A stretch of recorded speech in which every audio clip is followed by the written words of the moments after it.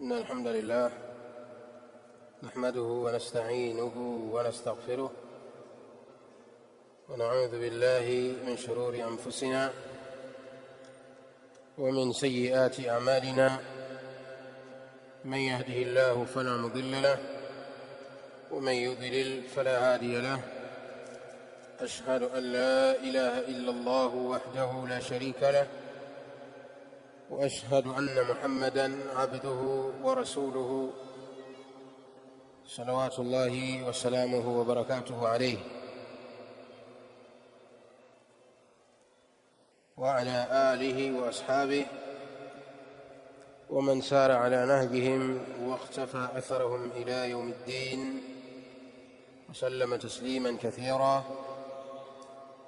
أما بعد،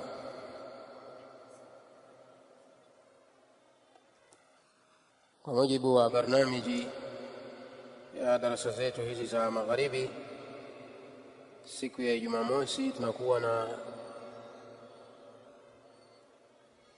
somo la tauhidi na Sheikh Abul Barakati, Sheikh Riyadh hafidhahu Allah ta'ala wa ra'ahu. Bilasaf imedharulika kama alivyodharulika jana mwalimu wa ahkamu aljanaiz Sheikh Abu Ihsan. Kadhalika jana pia mimi nilikuwa nimetingwa, ndio maana siku ikawa imepita bila darasa na watu wengine wametoka sehemu za mbali. Allah atakulipeni kwa nia zenu na akujalieni nyoyo zenye subira. Kwa hivyo leo baada ya kuwasiliana na mwalimu mapema akaniambia hatokuja, nikapenda darasa hii ya leo tusome kitabu al-Kabair insha Allah taala, na penda pia kusisitiza katika sehemu hii kwamba sisi tuko karibu hapa. Inapotokea dharura, mwalimu ametoa udhuru, ikawa na sisi tuna dharura, basi siku hiyo darasa hamna. Na jana sikutoa taarifa mapema kwamba watu msije kwenye grupu la markaz, ili watu wanaotoka sehemu za mbali wasitoke kama walikuwa hawajatoka.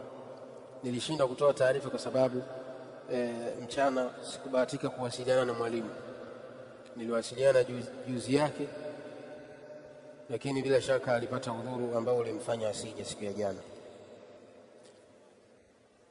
Kwa hivyo ikiwa hakuna udhuru, mwalimu akitoa dharura, basi sisi tunashika nafasi, tunasomesha. Na vitabu, kwa maana vitabu vyetu, yani vitabu vyangu mimi natakiwa kila siku mvibebe. Kitabu al-Kabair na kitabu Manhajus Salikin, ambapo Manhajus Salikin ndio kitabu kipya tutaanza nacho siku ya Ijumaa siku ya Alhamisi insha Allah taala.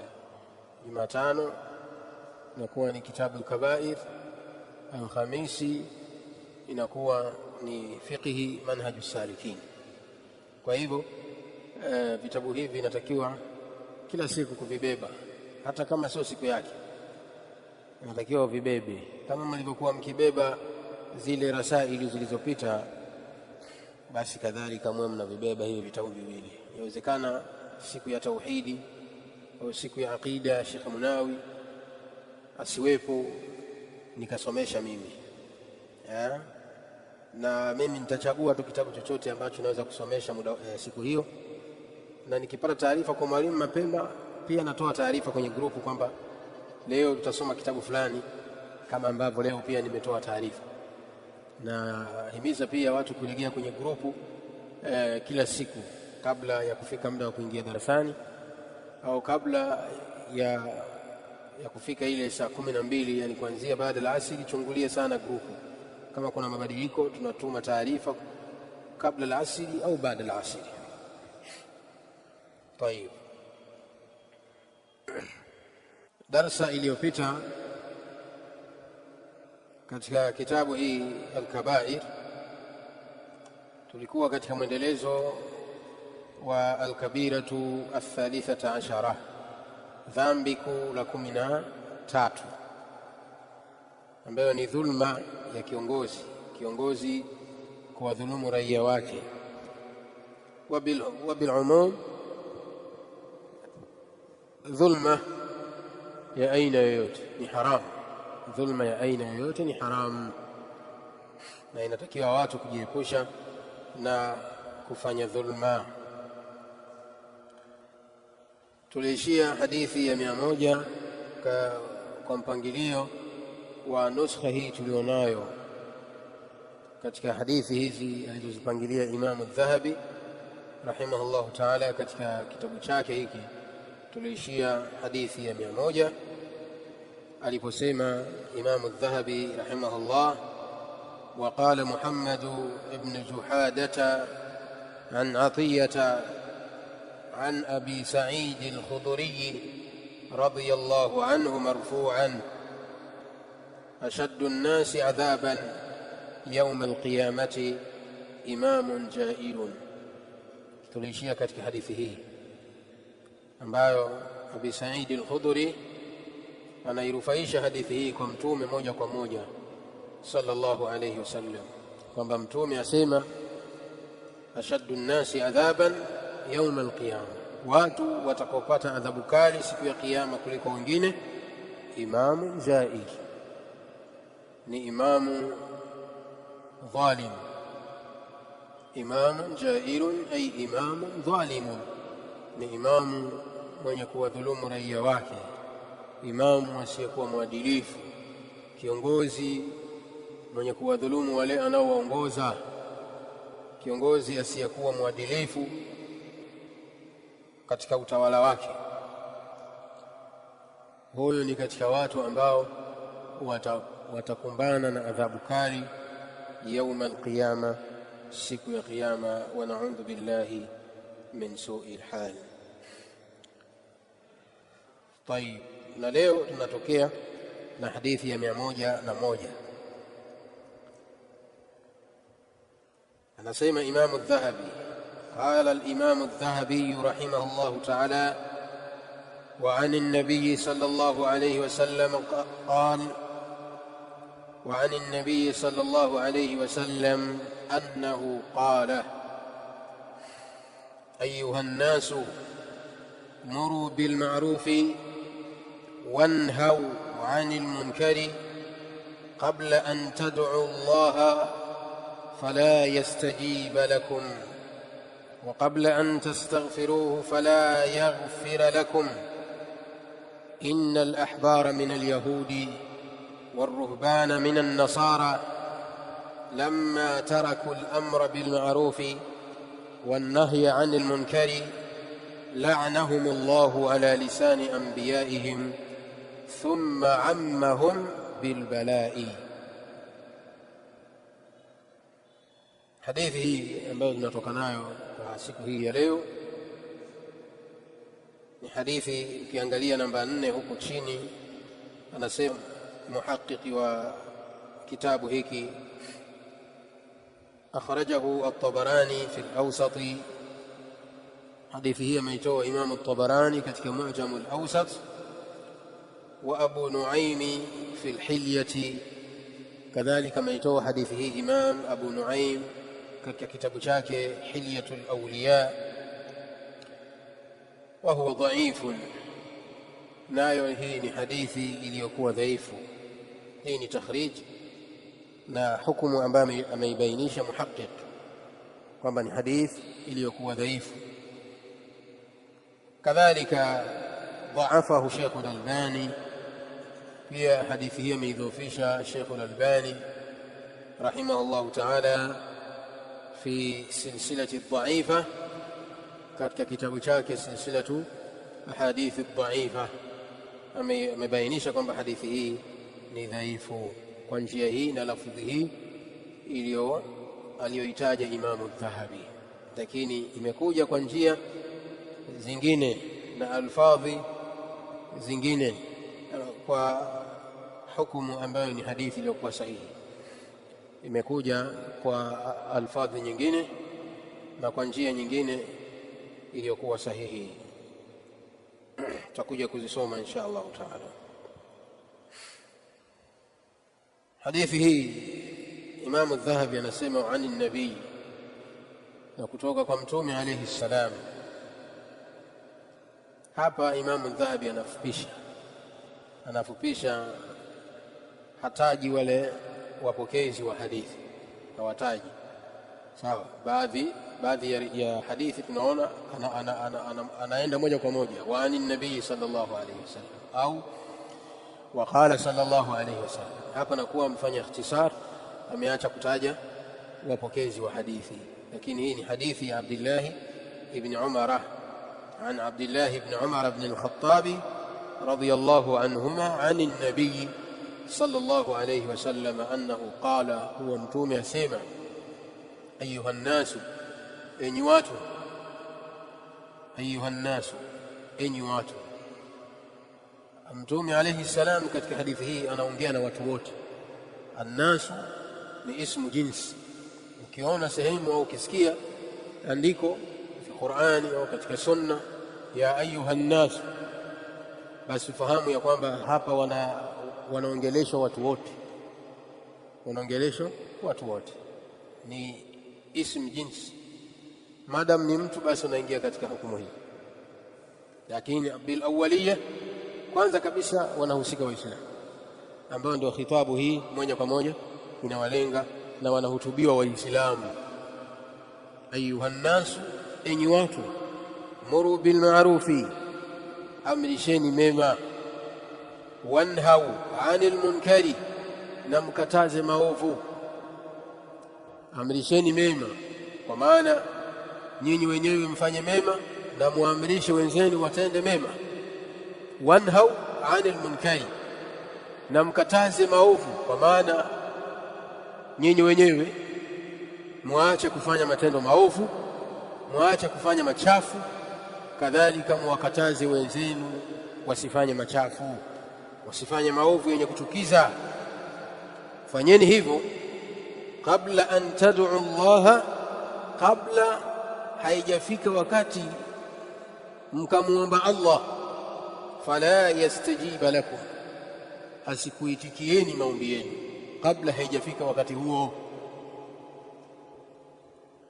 Mtume sallallahu alayhi wasallam anatoa wasia adhima, anatoa usia uliokuwa mkubwa katika hadithi hii kwamba enyi watu, amrisheni mema, jambo la kwanza, na mkataze maovu, jambo la pili, kabla haijafika hali na hatua ambayo mtamuomba Allah asikujibuni. Kabla an tad'u Allah fala yastajib lakum, kabla haijafika hali na hatua ambayo mtamuomba Allah asikujibuni maombi yenu.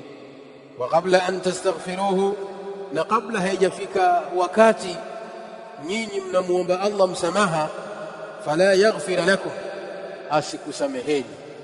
Fanyeni hayo mambo mawili kabla haijafika kipindi hicho, kipindi ambacho mtamuomba Allah asikujibuni maombi yenu, mtamuomba Allah kusameheni madhambi yenu, asikufutieni madhambi yenu, kwa sababu ya kuto kufanya hayo mambo mawili, al-amru bil ma'rufi wan nahyu 'anil munkar, kuamrisha mema na kukataza maovu. Kisha akabainisha Mtume alayhi salam hali ya watu waliokuwa kabla yetu. Innal ahbara, hakika wasomi wa Kiyahudi. Al-ahbaru ni ulama ul-yahudi, ndio wanaitwa al-ahbaru, sio akhbar kwa ha. Al-ahbaru ni wanachuoni wa Kiyahudi. Innal ahbara min al-yahudi, kwani wasomi wa Kiyahudi. Waruhbana min an-nasara, na watu wa ibada katika manasara. Arruhbanu ni ubadu an-nasara, ni watu wenye kujikita sana katika ibada, makasisi ambao wao wamejikita sana na ibada. yani mazingira wanaokuwa wamejiweka ruhban, makasisi hawa wa kinasara, wao wamejitoa fidia kwa Allah tabaraka wa taala. Wao wanasema wamejitoa kwa Allah, wao na ibada tu, wao na dunia hapana. Wamejiweka mbali na mambo ya dunia, hata kuoa wengine hawaoi, wakadha hawaoi. Starehe za kidunia wao wanazipa nyongo. Hawa ndio ar-ruhban, watawa wanaitwa. Kwa hivyo Mtume sallallahu alaihi wasallam akasema, innal ahbara, kwani wasomi wa Kiyahudi, innal ahbara min alyahudi waruhbana min an-nasara, na watawa au makasisi, watu wa ibada katika manasara, lamma taraku al-amra bil ma'rufi, pindi walipoacha kuamrisha mema, wanahya 'anil munkari, na kukataza maovu, walipoacha jambo hilo. Lamma taraku al-amra bil ma'rufi, pindi walipoacha kuamrisha mema, wanahya 'anil munkari, na kukataza maovu.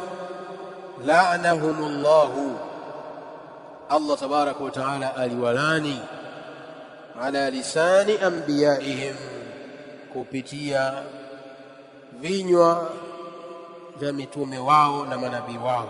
Ala lisani anbiyaihim, kupitia ndimi, kwa maana kupitia vinywa vya manabii wao. Aliwalani Allah tabaraka wa taala kupitia vinywa vya manabii wao, kama alivyosema Allah tabaraka wa taala, lu'ina alladhina kafaru min bani israila ala lisani Dauda wa Isa ibn Maryam dhalika bima asaw wa kanu ya'tadun kanu la yatanahawna an munkarin fa'aluhu. Sawa, katika mabalaa yaliyowapelekea kulaaniwa na Allah tabaraka wa taala ni kwa sababu walikuwa hawakatazani maovu wanaoyafanya baadhi yao, walikuwa wakiridhia, mekaa kimya, hawaamrishi mema na hawakatazi maovu. Kwa hivyo Mtume sallallahu alaihi wasallam anatubainishia kwamba nasi tushikamane na mambo haya mawili, tuamrishe mema na tukataze maovu, kabla haijafika kipindi ambacho tutamuomba Allah asituitikie, tutamuomba msamaha asitusamehe, kisha akatupigia mfano kwa watu waliokuwa kabla yetu ambao ni Mayahudi na Manasara, kwamba wasomi wao na watu wao wa ibada walivyoacha kuamrisha mema na kukataza maovu, hiyo ilikuwa ni sababu ya Allah tabaraka wa taala kuwalani kupitia mitume wao. Thumma ammahum bilbalai, kisha Allah tabaraka wa taala akawashushia mabalaa wote. Thumma ammahum bilbalai, kisha Allah tabaraka wa taala akawashushia mabalaa yaliyowavaa na kuwaenea watu wote bila kubagua, wale wenye kufanya madhambi na wasiofanya madhambi wote, maadamu wamenyamaziana maovu, basi na wale walionyamaza kimya hali ya kuwa hawafanyi, nao pia adhabu ikawahusu.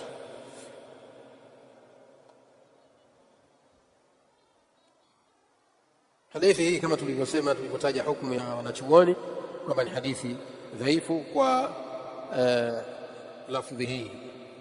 Imekuja katika lafdhi nyingine katika musnad Imam Ahmad, kadhalika Imam Tirmidhi katika sunani yake, kadhalika Imam al-Bayhaqi, nayo ni hadithi iliyokuwa sahihi. Asema Mtume sallallahu alayhi wasallam, walladhi nafsi biyadihi, na apa kwa yule ambaye nafsi yangu iko mkononi mwake, ambaye ni Allah tabaraka wa taala, la ta'murunna bil ma'ruf, mtaamrisha mema, kwa maana mnatakiwa muamrishe mema, wala tanhawunna 'anil munkari, na mtakataza maovu, kwa maana inatakiwa mkataze maovu. Waislamu inatakiwa muamrishe mema na mkataze maovu, na msipofanya hivyo, au la yushikanna Allahu an yab'atha alaykum adhaban min indihi, msipofanya hivyo basi inahofiwa Allah tabaraka wa taala kukuteremshieni adhabu kutoka kwake. Natakiwa muamrishe mema na mkataze maovu, na msipofanya hivyo basi inahofiwa Allah tabaraka wa taala kukuteremshieni nyinyi adhabu kutoka kwake. Thumma la tad'unnahu fala yastajibu lakum, kisha mtamuombeni Allah tabaraka wa taala, kisha mtakuwa ni wenye kumwomba Allah tabaraka wa taala akuondoleeni adhabu hiyo. Fala yustajabu lakum, kisha msijibiwe maombi yenu. Hii ni hadithi ambayo ni sahihi kwa njia hii, kwa lafdhi hii, sawa, ambayo maana yake inakaribiana na hii, imetofautiana tu baadhi ya alfadhi, kwamba inatakiwa waislamu tuamrishe mema na tukataze maovu, na tusipofanya hivyo basi Allah tabaraka wa taala anaweza kutushushia adhabu, sawa. Kisha tukimwomba Allah tuondolee adhabu hii, asitujibu maombi yetu. Lakini pia imekuja hadithi hii kwa Imamu Ibn Majah na amesahihisha Sheikh Al-Albani rahimahullah taala, hadithi ya Aisha radhiyallahu taala anha, anasema muru bil ma'ruf, kwamba Mtume sallallahu alayhi wasallam asema muru bil ma'ruf, amrisheni mema, wanhau 'anil munkari, na mkataze mabaya, qabla an tad'u, kabla haijafika wakati ambao mtaomba, fala yustajaba lakum, msijibiwe maombi yenu. Hii hadithi hii ni sahihi, sawa, kwamba amrisheni mema na mkataze maovu kabla haijafika wakati ambao mtaomba, basi maombi yenu hayajibiwi na Allah subhanahu wa ta'ala, kwa namna alivyokukasirikieni kwa kitendo cha nyinyi kuacha kuamrisha mema na kukataza maovu. Idhan fa fi alhadithi, tunapata faida katika hadithi hii, anna adam al-amri bil ma'ruf wan nahy 'anil munkari, kwamba kutokuamrisha mema na kukataza maovu min asbabi adam ijabati dua, ni miongoni mwa sababu zinazopelekea kutokujibiwa dua. Katika faida zinazopatikana katika hadithi hii ni kwamba kutokuamrisha mema na kukataza maovu ni miongoni mwa sababu zinazopelekea dua yako kutokujibiwa. Kwa maana kuamrisha mema na kukataza maovu min asbabi ijabati dua, ni katika sababu za kujibiwa maombi yetu, kuamrisha mema na kukataza maovu, kama tulivyoeleza darasa iliyopita kwamba kuamrisha mema na kukataza maovu kuna njia zake, na kila mmoja aamrishe na akataze kwa kadiri ya uwezo wake, sawa. Pale ambapo unataka utumie maneno kwa kusema, tumia maneno. Pale ambapo una uwezo wa kutumia mkono, tumia mkono katika kuamrisha au kukataza maovu. Pale ambapo huwezi kutumia mkono, huwezi kutumia mdomo wako, basi tumia moyo wako kwa kuchukia, sawa sawa, inatosha. Hiyo ndio nafasi yako wewe, na sehemu ambayo wewe unatakiwa uchukie katika moyo wako. Ukitumia mdomo umekosea. Kuna watu wake ndio wana mamlaka ya kutumia mdomo mahala hapo. Sehemu ambayo unatakiwa utumie mdomo wako kukataza au kuamrisha, ukatumia mkono kwa kupiga na mfano wake, umekosea. Kuna wenye mamlaka ambao wana uwezo, wanaruhusiwa kutumia mikono yao na kusitokee madhara yoyote, sawa. Kwa hiyo kuamrisha mema na kukataza maovu kuna taratibu zake kama tulivyoelezea katika darasa iliyopita. Tayeb, hadithi nyingine anasema Imam Adh-Dhahabi rahimahullah ta'ala, wa qala sallallahu alayhi wasallam, na amesema mtume wa Allah, man ahdatha fi amrina ma laysa fihi fahuwa radd, atakayezua katika jambo letu, fi amrina ay fi dinina, man ahdatha fi amrina ay fi dinina, mwenye kuzua jambo katika dini yetu, ma laysa fihi, ambalo halimo katika mafundisho ya dini yetu, fa huwa raddu, basi jambo hilo ni lenye kuregeshwa kwa mwenyewe. Fa huwa raddun ay mardudun alayhi, jambo hilo atakuwa ni mwenye kurudishiwa, mwenye kulizua. Mtume alayhi salam anaelezea katika hadithi hii, hadithi ya Aisha radhiyallahu ta'ala anha, man ahdatha fi amrina hadha, kama ilivyo katika lafzi man ahdatha fi amrina hadha ma laysa minhu, man ahdatha fi amrina hadha ma laysa minhu, hadha fi almuttafaq alayhi, imekuja hivyo. Lakini pia imekuja katika lafzi man ahdatha fi amrina ma laysa fihi, ma laysa fihi ay ma laysa minhu, atakayezua katika dini yetu jambo ambalo halimo katika mafundisho yetu, fahuwa raddun ay fahuwa batilun mardudun alayhi, jambo hilo litakuwa ni batili na atarudishiwa mwenyewe. Man ahdatha,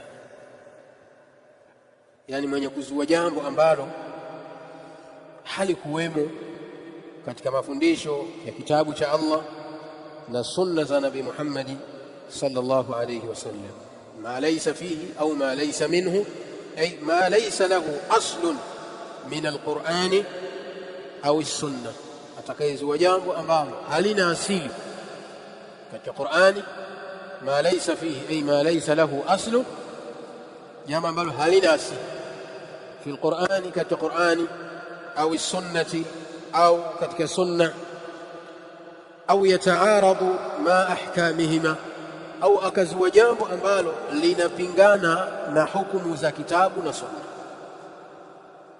akazua jambo ambalo halina asili katika Qur'ani au katika sunna, au jambo hilo linapingana, yani lilivyokaa misingi yake linapingana na hukumu ya kitabu na sunna, fahuwa batilun mardudun alayhi, jambo hilo litakuwa ni batili na atarejeshewa mwenyewe. Hadithi hii tunapata faida ya kwamba al-amru bil-ittiba'i wan-nahyu 'anil ibtida'i. Katika faida za hadithi hii tunaamrishwa kufuata sunna, tunaamrishwa katika hadithi hii bil-ittiba'i, kufuata mafundisho ya Qur'ani na sunna za Mtume sallallahu alayhi wasallam, wan-nahyu 'anil ibtida'i, na tunakatazwa na kukemewa kunako jambo la kuzua mambo katika dini, kuzua mambo katika dini, kuzua ibada ambazo hazina asili katika Qur'ani wala katika sunna, au zenye kupingana na mafundisho ya kitabu na sunna. Kadhalika katika hadithi alizozitaja Imam Adh-Dhahabi rahimahullahu ta'ala, anasema waqala sallallahu alayhi wasallam, na amesema mjumbe wa Allah, man ahdatha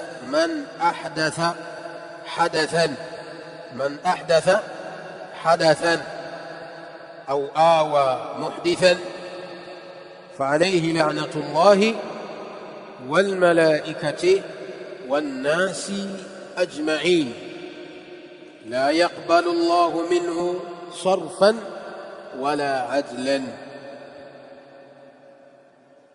Hadithi nyingine, hadithi ambayo pia bado inatutahadharisha juu ya kufanya uzoshi katika dini, kufanya jambo ambalo liko kinyume na mafundisho ya kitabu cha Allah na sunna za Mtume sallallahu alayhi wasallam. Asema Mtume alayhi salam katika hadithi ambayo ni muttafaqun alayhi, man ahdatha hadathan ay man ibtada'a fi dini llahi bid'atan, mwenye kuzua jambo katika dini ya Allah tabaraka wa taala, jambo lolote. Man ahdatha hadathan ay man ibtada'a fi dini llahi bid'atan, mwenye kuzua katika dini ya Allah bid'a ya aina yoyote, au fa'ala jurman au atakayefanya jarima yoyote, atakayefanya kosa lolote. Man ahdatha hadatha, mwenye kuzua jambo katika dini, au mwenye kufanya jarima, mwenye kufanya jarima, mwenye kufanya kosa isiyokuwa bid'a. Kwa hadithi hii haina maana ya bid'a peke yake kwa kisheria, sawa, bali pia hapa ina maana ya bid'a kilugha, ikiwa na maana mwenye kufanya dhambi isiyokuwa bid'a. Man ahdatha hadathan, mwenye kuzua jambo mwenye kuzua bid'a katika dini, hii maana ya kwanza. Au mwenye kufanya jarima, mwenye kufanya kosa lolote, naelewa hapo.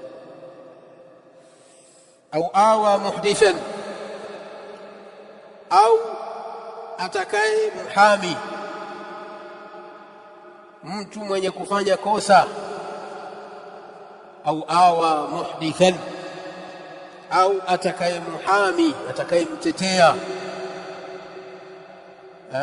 Muhdithan, mzushi, au atakaye mtetea mzushi. Au awa muhdithan, au atakaye mtetea mzushi, au atakaye mtetea mtu mwovu, mtu aliyefanya jarima, aliyefanya kosa ambalo anastahiki aadhibiwe kwa mujibu wa kitabu cha Allah na sunna za Mtume alayhi salam, ukamtetea. Au awa muhdithan, au atakayemtetea mzushi, hii maana ya kwanza. Au atakayemtetea mwovu, mtu ambaye amefanya kosa jarima, mathalan ameua, sawa, ameiba, inatakiwa asimamishiwe haddi, akakimbia. Alipokimbia mara amekimbilia nyumbani kwako, au unajua habari zake, unajua kabisa fulani amekimbia, ametoroka, anatafutwa, na wewe unajua alipo, unaulizwa fulani yuko wapi, unasema sijui. Maana yake unamlinda, na unajua kabisa amefanya kosa ambalo anastahiki adhabu. Unaingia katika neno au awa muhdithan, au akamtetea mtu mwovu aliyefanya kosa ambalo kwa kosa hilo anastahiki adhabu kwa mujibu wa sheria ya Allah tabaraka wa taala. Au kwa maana nyingine, au awa muhdithan, au akamtetea mtu wa bid'a, au akamtetea mzushi, mtu ambaye anafanya bid'a, ukamtetea kwa ile bid'a yake. Mwenye kufanya mambo hayo, Mtume alayhi salam anasema madhara yake na adhabu yake, fa alayhi la'natullahi, ni juu yake mtu huyo laana ya Allah. Kwa maana laana ya Allah tabaraka wa taala inamshukia mtu huyo, wal malaikati, na laana ya malaika wa Allah, wan nasi ajma'in, na laana ya watu wote imshukie mtu huyo. Kwa maana mtu huyo anastahiki kulaaniwa na Allah na malaika wake na watu wote kwa kitendo cha yeye kumhami na kumtetea mtu muovu. Sawa? Naam. Kisha akasema Mtume sallallahu alayhi wasallam, la yaqbalu Allahu minhu, hatompokelea mtu huyo Allah, bimaana yaum alqiyama. Katika lafzi imekuja hivyo, la yaqbalu Allahu minhu yaum alqiyamati, Allah tabaraka wa taala hatompokelea, hatomkubalia mtu huyo siku ya kiyama, sarfan wala adlan, hatompokelea Allah siku ya kiyama sarfan ay nafilatan, ibada zake za sunna, wala adlan ay wala fardan, wala fard. Haya maneno kuna tafsiri mbili au tatu za wanachuoni. Aliposema Mtume alayhi salam, la yaqbalu Allahu minhu sarfan wala adla, maana ya kwanza wanasema sarfan ay taubatan, Allah tabaraka wa taala hatomkubalia mtu huyo toba, sarfan ay taubatan, wala adlan wala fidya, wala adlan ay wala fidyatan, kwamba Allah tabaraka wa taala hatomkubalia mtu huyo toba yake wala fidia siku ya Kiyama. Hatokubali toba yake wala hatokubali fidia yake, akitaka kutoa fidia ili ajikomboe na ajinasue na adhabu za Allah tabaraka wa taala. Allah hatomkubalia fidia yake. Hii ni tafsiri ya kwanza katika neno sarfan na adlan. Sarf kwa maana ya tauba na adla kwa maana ya fidia. Tuko pamoja? Maana ya pili wanasema sarfan ay nafilatan, kwa maana Allah hatomkubalia mtu huyo ibada zake za sunna, wala adla, wala hatomkubalia ibada zake za fardh. Sarfan ay nafilatan wala adlan ay fardhan, hatomkubaliwa mtu huyo siku ya Kiyama ibada zake za sunna wala ibada zake za fardh.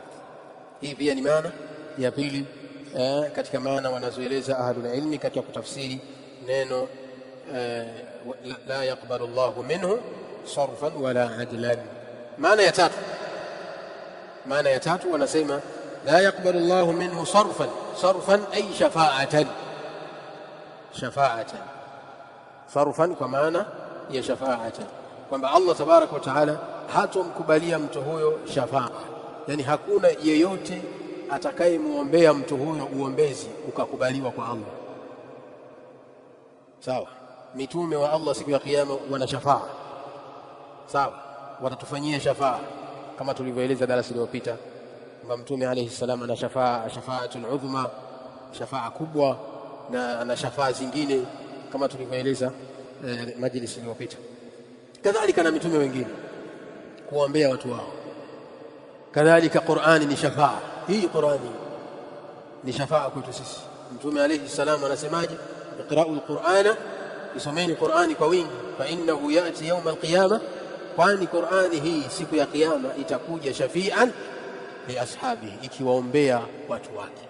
Shafa'a, mwenye kuisoma Qur'ani basi afahamu ya kwamba Qur'ani itakuwa ni shafa'a kwake, itamuombea kwa Allah subhanahu wa ta'ala. Kwa hiyo Allah hatomkubalia mtu huyo uombezi wake.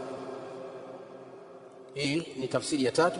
Sarfan ay shafa'atan, adlan ay fidyatan. Adla kwa maana ya fidia kama ilivyokuja katika tafsiri ya tatu, katika tafsiri ya kwanza. Kwa hizi ni tafsiri tatu za wanachuoni katika neno hili la yaqbalu Allahu minhu sarfan wala adlan, kwamba mtu mwenye kuzua jambo katika dini, kuzua bid'a au akafanya jarima au akamtetea na kumhami mtu muovu, mtu huyo anastahiki laana ya Allah na laana ya malaika wake na laana ya watu wote. Na si hivyo tu, bali Allah tabaraka wa taala siku ya Kiyama hatomkubalia ibada zake za sunna wala za fardh, wala hatomkubalia toba yake wala fidia yake. Wa na'udhu billahi min su'il hal. Hadithi hii inaonyesha kwamba haya makosa yaliyotajwa hapa kabira min kabairi dhunub, ni katika madhambi yaliyokuwa makubwa. Ndiyo maana mpaka mtu mwenye kufanya kosa hilo akaahidiwa adhabu hii iliyokuwa kali. Allah atuepushe na adhabu zake. طيب, tunapata faida katika hadithi hii wujubu alhadhar min alibtida'i, wujubu alhadhari min alibtida'i, ulazima wa kutahadhari na jambo la kuzua katika dini. Ni haramu kuzua katika dini jambo lolote. Kwa hiyo watu natakiwa kuwa na tahadhari juu ya kuzua mambo katika dini, bid'a, kadhalika na kuchuma madhambi, kufanya majarima, makosa makubwa ambayo mtu kwa makosa hayo anastahiki adhabu. Sawa. Kadhalika tunapata faida katika hadithi hii wujubu alhadhari min iwa'i almuhdith, ulazima wa kujiepusha na kuwahami na kuwatetea watu waovu na watu wa bid'a. Natakiwa kujiepusha kuwatetea watu waovu. Mtu unajua kabisa kwamba mtu huyo amefanya kosa, anastahili adhabu, usimtetee. Sawa, usimtetee. Kadhalika unajua kabisa mtu huyo amefanya bid'a, usimtetee. Sawa, na wala usisuhubiane naye katika jambo hilo analolifanya, na nyinginezo katika faida ambazo zinapatikana katika hadithi hii. Kadhalika katika hadithi ambazo amezitaja Imamu Dhahabi rahimahullahu ta'ala,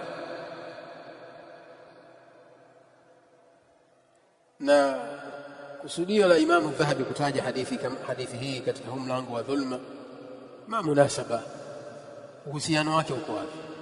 Hadithi ya kufanya bid'a, kuzua bid'a au kufanya jarima, kumtetea mzushi na mlango huu wa dhulma, munasaba wake uko wapi?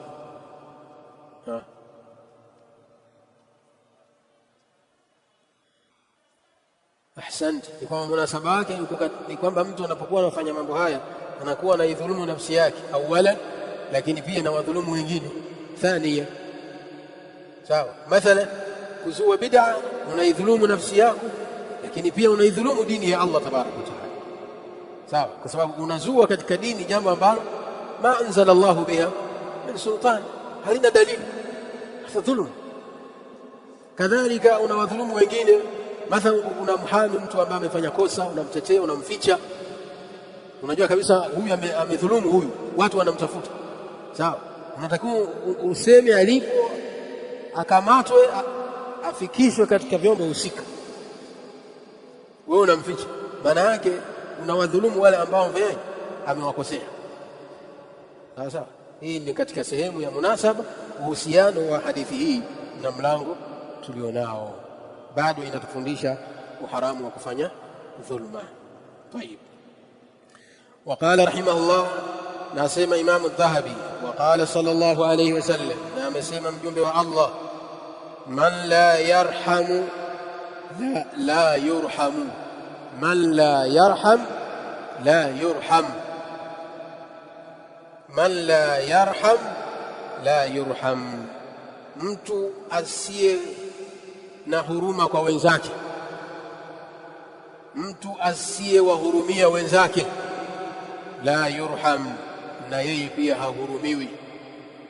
Hadhihi bitilka, Waarabu wanasema hadhihi bitilka, au aljazau min jinsi al-amal, kwamba malipo yanaenda sambamba na nini?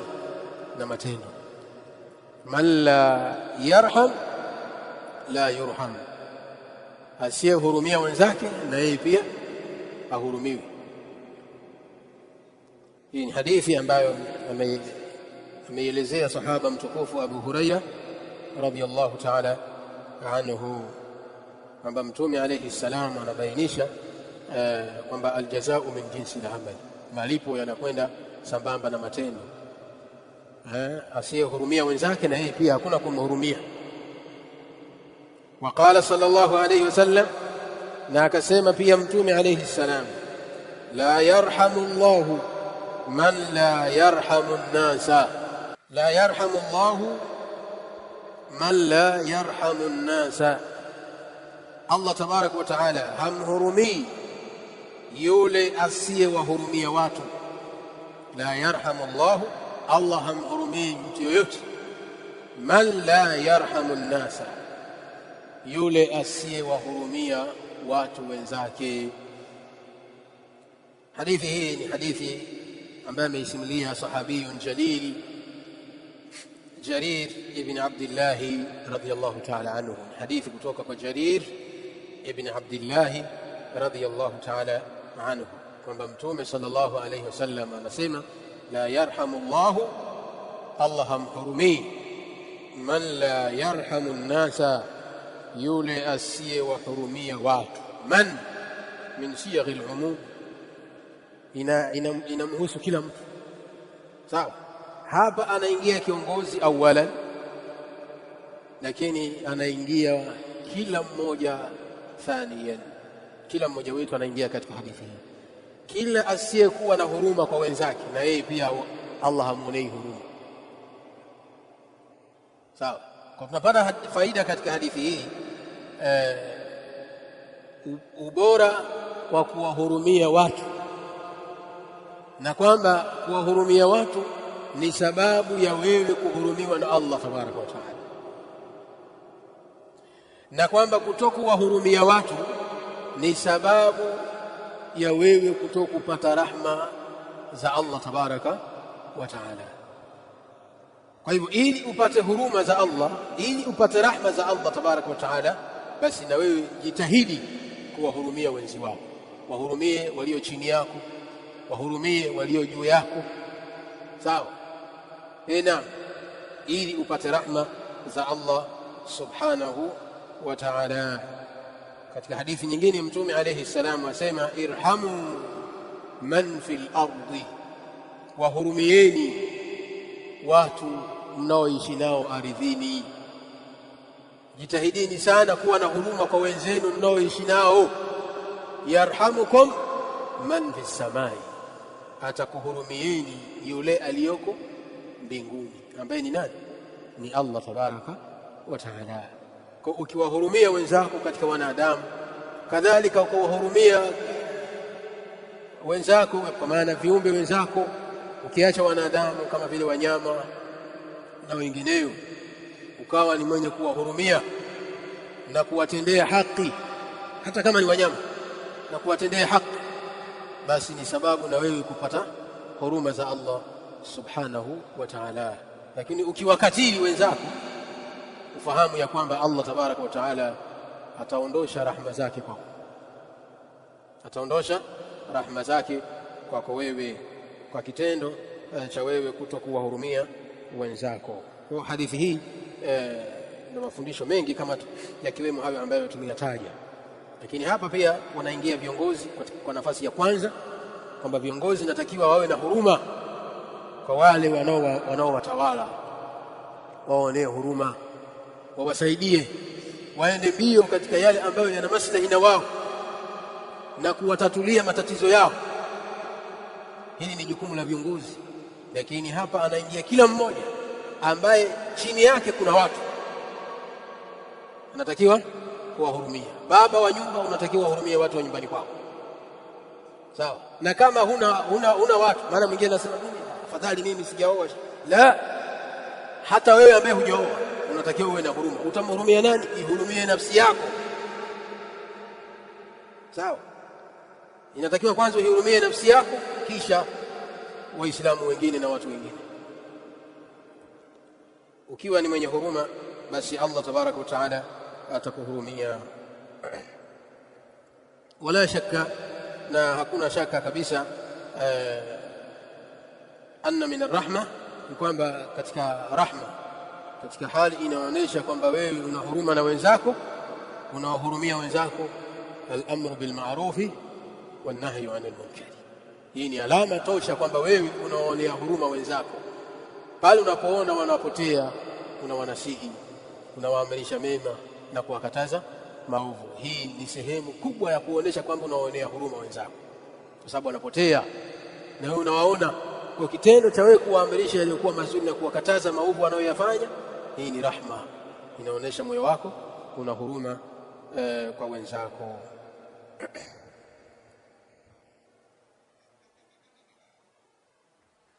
وقال صلى الله عليه وسلم، na amesema mjumbe wa Allah, ma min amirin yali umura almuslimin, na katika lafdhi yali amra almuslimin, ma min amirin yali umura almuslimina thumma la yajhadu lahum wa yansahu lahum illa لم يدخل معهم الجنة، إلا لم يدخل معهم الجنة.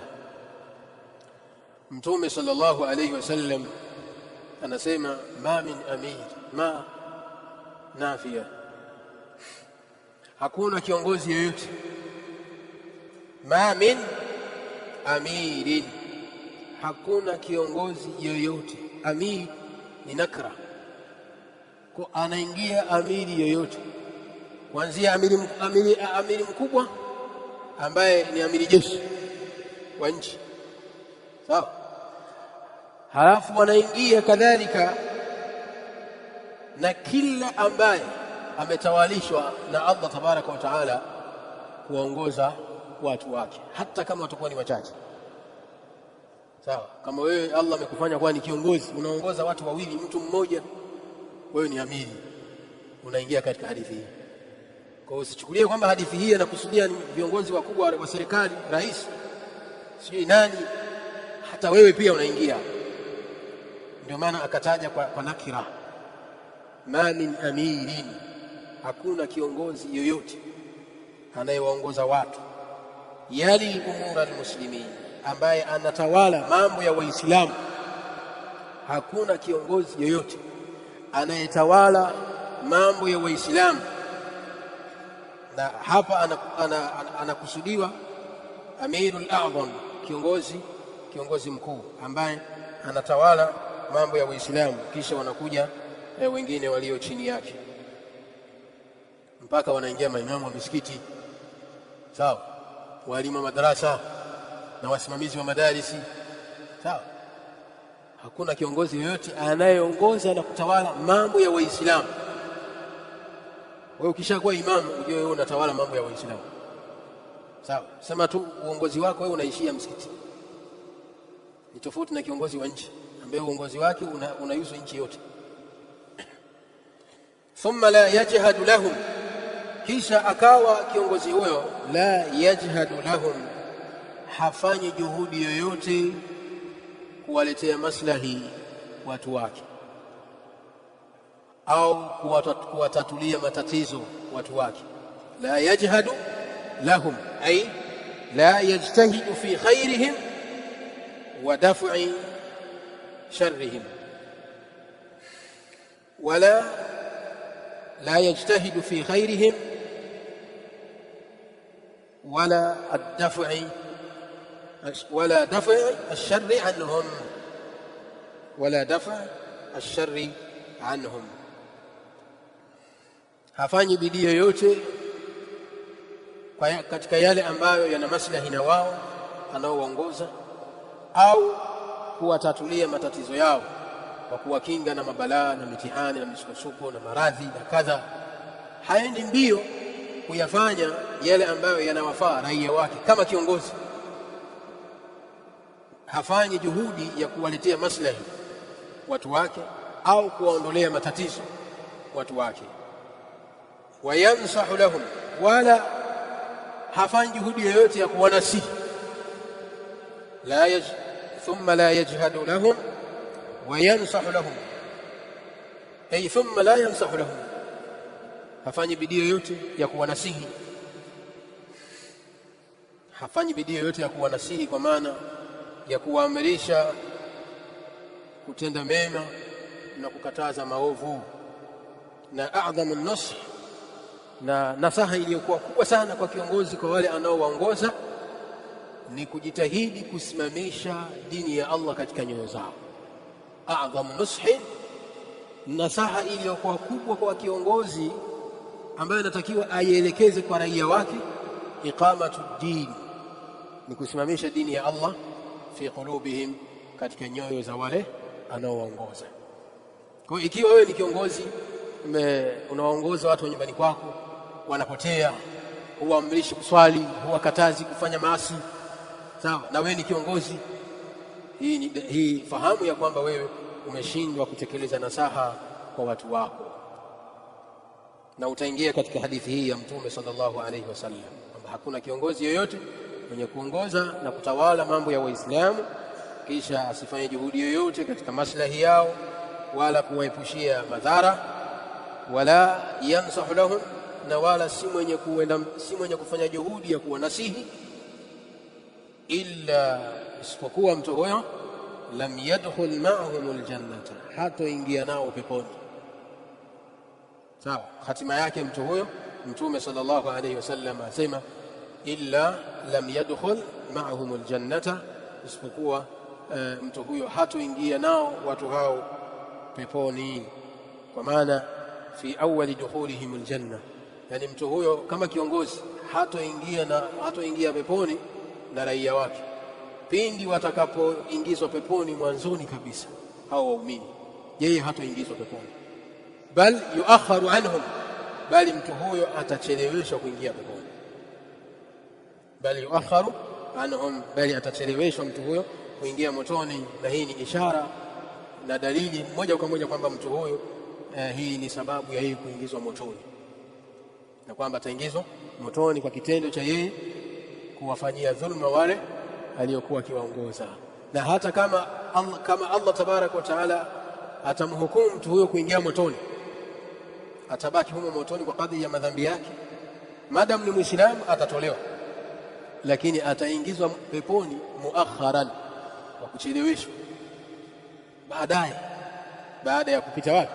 Motoni. Hatoingia peponi moja kwa moja pamoja na raia wake aliyokuwa akiwaongoza, ambao alikuwa akiwadhulumu. Umeelewa hapo? Tayeb. Kwa katika hadithi hii tunapata mafunzo kwamba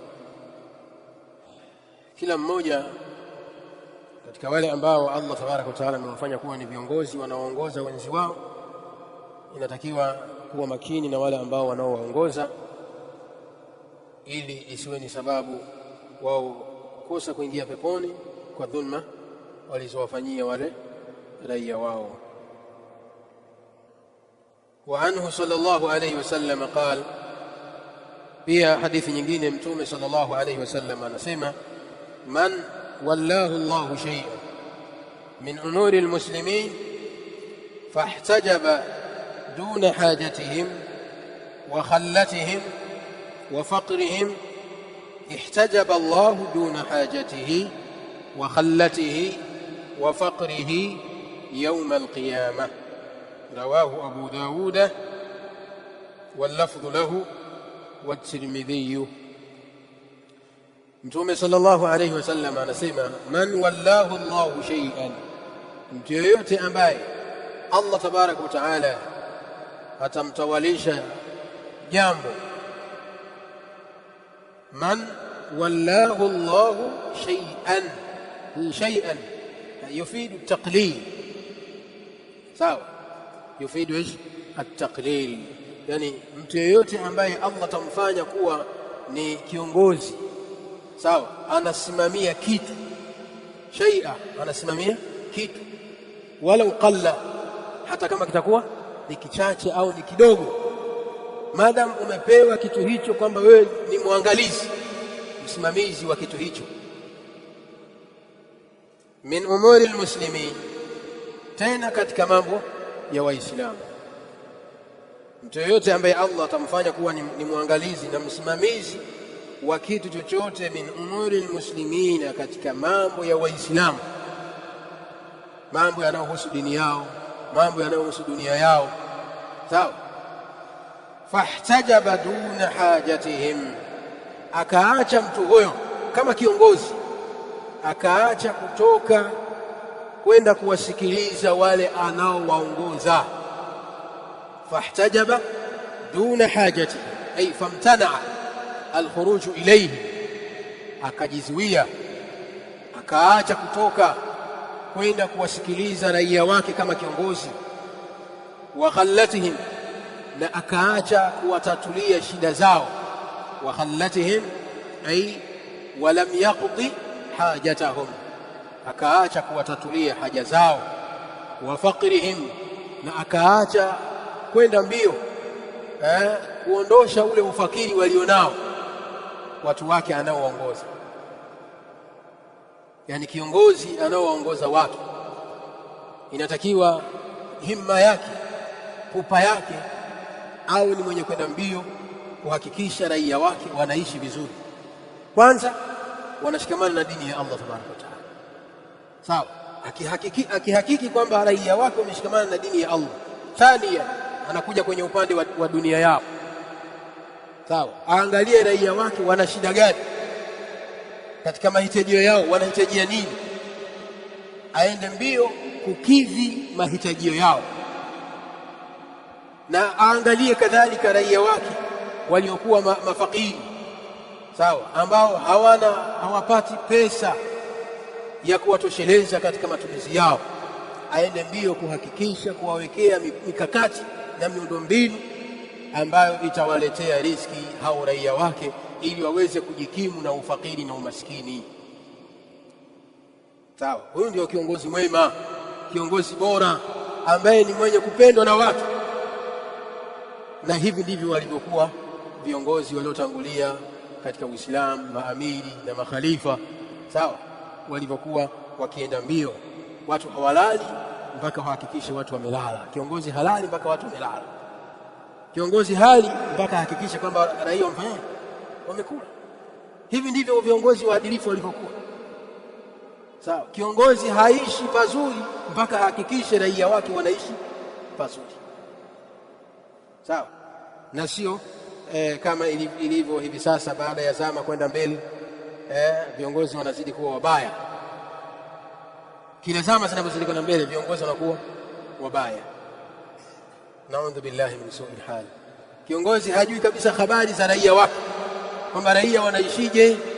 Je, raia wangu wana changamoto gani, wana shida gani, niweze kwenda mbio kuzitatua shida zao? Hana mpango, sawa. Bali baadhi ya viongozi hivi sasa kiongozi anaweza kaja akawasikiliza raia wake. Mathala akaja mtaani kwetu hapa akawasikiliza, akaweka nadwa, akaweka mkutano. Haya, tunataka tusikilize changamoto zenu. Atakuja atasikiliza changamoto zenu, sawa, atazikusanya kisha anaondoka. Akishaondoka tutakutana tena uchaguzi ujao. Atakuja wakati gani kiongozi huyo kuja kusikiliza kero zetu? Wakati wa kampeni ukikaribia, wakadha, sawa. Anakuja ili aje ajikurubishe kwenye nyinyi, anatafuta kula zenu, wahakadha. Na inaelezea sura ya viongozi wetu ambao ndo yani sehemu kubwa ya dunia ndo wanatawala hivi, sawa. Na ndio maana chuki za raia katika nchi nyingi kwa viongozi wao, yani huwezi kuambia raia kwa kuelewa. Ndio maana kuna baadhi ya sehemu ukiongea au kuna baadhi ya nukta ukiziongelea, yani raia watakuchamba. Hiyo ndio lugha nyepesi, wanaishia kukuchamba na kukuona yani wewe hufai hata kidogo. Kumbe yao unayoeleza ni mazuri na ndio maelekezo ya dini. Lakini je, viongozi wale ambao unaowaelezea wanaishi hivyo? Sawa sawa. Tayeb, kwa kiongozi bora ni yule ambaye anaenda mbio na kuwajali raia wake wale anaoongoza, sawa, kuangalia zile changamoto zao na kujitahidi kuzitatua kwa kadiri ya uwezo wake. Na mahama inapokuwa kiongozi hawezi kutatua kero za raia wote, lakini jitahidi kama kiongozi, sawa, kutatua kero za wale unaowaongoza. Kwa hivyo Mtume alayhi salamu anasema atakayeongoza mambo ya Waislamu kisha akawa hajafanya hayo, hajaenda mbio kutatua shida zao na kufanya mambo ambayo yatapelekea Waislamu kujikimu na ufakiri wao, ihtajaba Allahu duna hajatihi, Allah tabaraka wa taala atajiweka mbali na mtu huyo, atajiweka mbali na haja zake mtu huyo.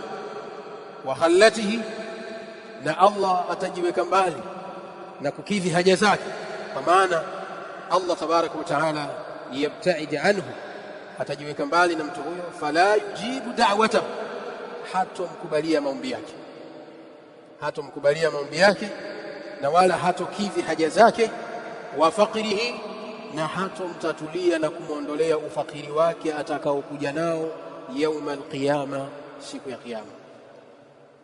Kwa maana Allah tabaraka wa taala atamwacha hivyo hivyo alivyo, hatomkubalia maombi yake na hatomsaidia. Kwa nini? Kwa sababu yeye duniani Allah alimfanya kuwa ni mtawala, kuwa ni kiongozi, anawaongoza watu, kisha watu wake aliwatelekeza, yeye akawa anaishi maisha mazuri. Raia wake hana mpango nao, hajui umekula au umefanyaje, yana baina wewe, unaumwa umefanyaje, umepata matibabu, ukienda hospitali au upati, yani hana taarifa na wewe, sawa. Basi na yeye siku ya kiyama Allah tamwacha na hatomwangalia. Hii ni waidun shadid, hadithi hii ni waid shadid, inaonyesha ahadi ya adhabu kali kwa viongozi ambao wasiojali raia wao, sawa, viongozi wasiojali raia wao. Na hapa wanaingia kwanza viongozi wa Kiislamu. Viongozi wa Kiislamu ndio ambao wanahimizwa katika sehemu hii kuwa waadilifu kwa wale ambao wanawaongoza. Kama viongozi wangekuwa ni wenye rahma, viongozi waadilifu wote, basi dunia ingejaa kheri. Dunia hii tunaoishi, ardhi tunaoishi ingekuwa na baraka. Lakini katika sababu za kuondoka baraka za Allah tabaraka wa taala ni dhulma ya viongozi wa nchi. Sawa, ni dhulma ya viongozi wa nchi, kwa sababu dhulma ya viongozi wa nchi zinapelekea raia na wao wawadhulumu viongozi wao kwa kuwatukana, kuwasema vibaya, kuwasengenya na kuwatupia mawe. Sawa, sasa yote haya ni dhulma. Viongozi wamefanya dhulma na raia nao pia wanafanya dhulma. Kwa dhulma juu ya dhulma, yote haya yanapelekea Allah kufanyaje? Kuteremsha rehema zake na baraka zake. طيب, hadithi hii ametoa Imam Abu Dauda kadhalika na Imam At-Tirmidhi katika sunani zao, na lafdhi hii iliyoko hapa ni lafdhi ya Imam Abu Dauda, na ameisahihisha hadithi hii Sheikh Al-Albani rahimahullahu ta'ala. Na katika hadithi nyingine pia aliyoitaja hapa Imamu Adh-Dhahabi rahimahullahu ta'ala anasema, waqala sallallahu alayhi wasallam, na amesema mjumbe wa Allah, al-imamu al-adil, imamu mwadilifu, yudhilluhu Allahu, Allah tabaraka wa taala atamfunika katika kivuli, yudhilluhu Allahu fi dhillihi, Allah tabaraka wa taala atamfunika katika kivuli chake siku ya kiyama. Yudhilluhu Allahu fi dhillihi ay yawm al-qiyama, Allah tabaraka wa taala atamfunika katika kivuli chake siku ya kiyama. Yawma la dhilla illa dhilluhu, siku ambayo hakutakuwa na kivuli isipokuwa cha kwake yeye Allah tabaraka wa taala. Na hii ni siku iliyokuwa nzito, siku ya kiyama, na imekuja katika hadithi ambayo ni muttafaqun alayhi, hadithi as-sab'a, hadithi ambayo inaelezea watu wa aina saba, alladhina yudhilluhum Allahu fi dhillihi, watu ambao Allah atawafunika katika kivuli chake. Yawma la dhilla illa dhilluhu, siku ambayo hakutakuwa na kivuli isipokuwa kivuli cha Allah subhanahu wa ta'ala. Fadhakara minhum wa awwalahum, akawa amewataja watu hao, watu saba ambao watapata ofa ya kuwa katika kivuli cha Allah siku ya kiyama, siku ambayo jua litasogezwa, litashushwa. Allah siku ya kiyama atalishusha jua kwa kadiri ya maili moja, kwa kadiri ya maili moja, kwa maana litatukurubia karibu na vichwa vyetu, litakuwa kali ikiwachoma watu, na hapo ndio watu watakuwa wakitokwa na jasho kwa kadiri ya matendo yao. Wengine watakuwa wanatokwa na jasho wanatembea katika ile jasho, kama vile wanapotembea kwenye maji ya mvua wakati mvua inanyesha, na wengine watakuwa wanatembea wanahisi kama unyevunyevu kwenye nyayo. Sawa, jua kali. Na wengine majasho watawatoka sana, yatawafika kwenye miungi ya miguu, wengine kwenye magoti, wengine viunoni, wengine katika vifua, wengine katika mabega, wengine Mtume alayhi salamu anasema jasho itawameza, watakuwa wanaogelea kama baharini. Naudhu billahi min su'il hal. Hii mtu anaogelea kwenye jasho yake, jasho yako mwenyewe unaogelea mwenyewe, hakuna kwamba jasho yako unaogelea mwingine, la, jasho yako unaogelea mwenyewe. Kwa kadiri ya madhambi yako uliyofanya ndivyo utakapoogelea kwenye jasho lako, na ile jasho itakuwa ina moto, inachoma. Na kwa kadiri ya matendo yako mema ndivyo utakapokuwa unastarehe, unahisi kama unyevunyevu tu, yani unahisi unyevunyevu, hapo wenzako wanaogelea kwenye jasho. Tumuombe Allah tuthibitishe katika matendo mema. Kwa hiyo katika watu ambao Mtume sallallahu alaihi wasallam amewataja kwamba watakuwa katika kivuli hiki cha Allah tabaraka wa taala, akamtaja mtu wa kwanza al-imamu al-adil, ni kiongozi mwadilifu. Kiongozi mwadilifu ni mtu wa kwanza katika watu ambao watakaopata kivuli cha Allah subhanahu wa ta'ala.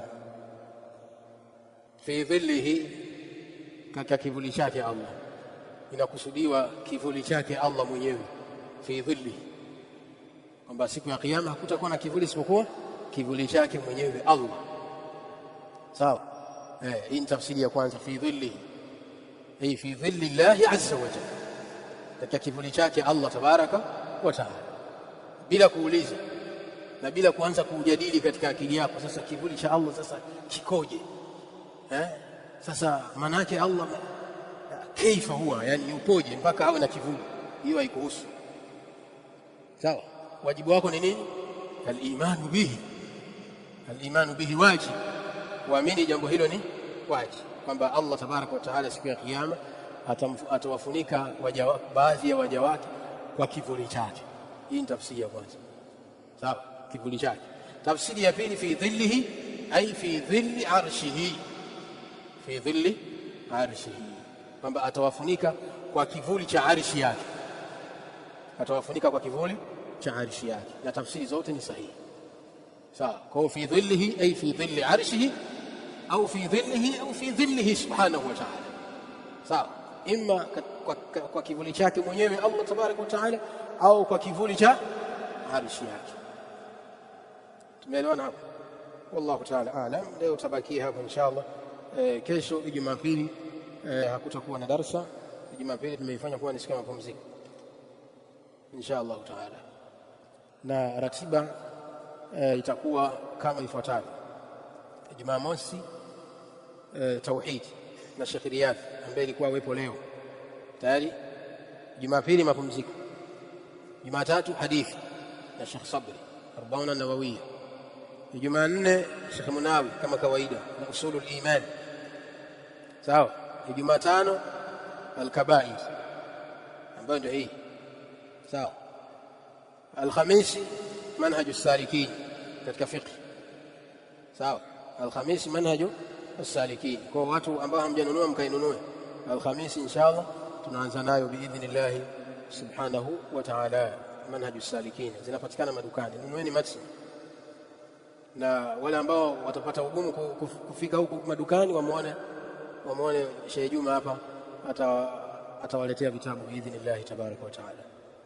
Ijumaa ahkamul janaiz ya Sheikh Abu Ihsan kama kawaida. Sawa sawa. Kwa hiyo tumebadilika tu mabadiliko kidogo kwenye tafsiri kwa sababu imekosa siku, tumeweka pembeni kwanza. Inshallah tunaitafutia time nyingine biidhnillah tabaraka wa taala. Kwa sasa tunaenda na ratiba hii. Kwa kesho watu msije darasani, hakuna darasa kwa kesho. Inshallah tukutane tena Jumatatu na Sheikh Sabri. Sawa. Wallahu a'lam.